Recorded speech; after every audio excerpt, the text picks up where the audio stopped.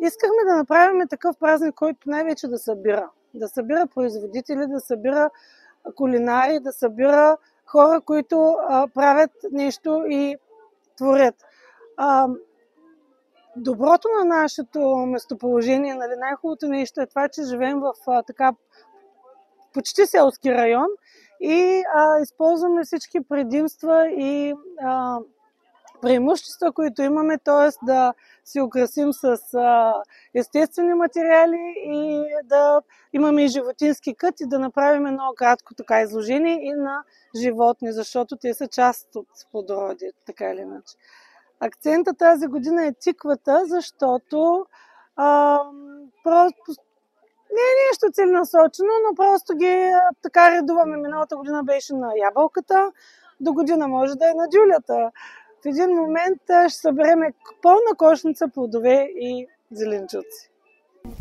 Малко по-нататък ще видите от Владо Стоянов имаме представени тикви. Взимайте лица. Това е за сега.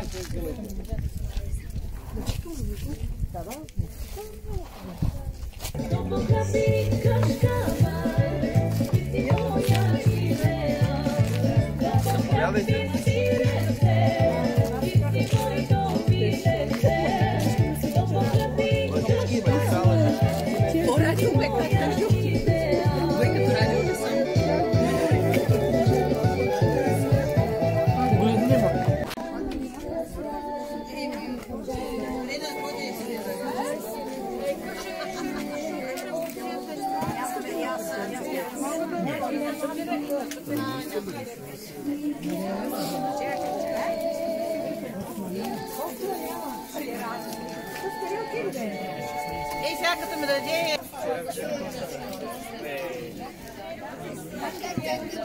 Не, бе, слушай, това е много брутално. Ти вози ли са? Не беше ли навън към чай? Супер! Я сяда и ти ми вече тук, сега ще ги оправим.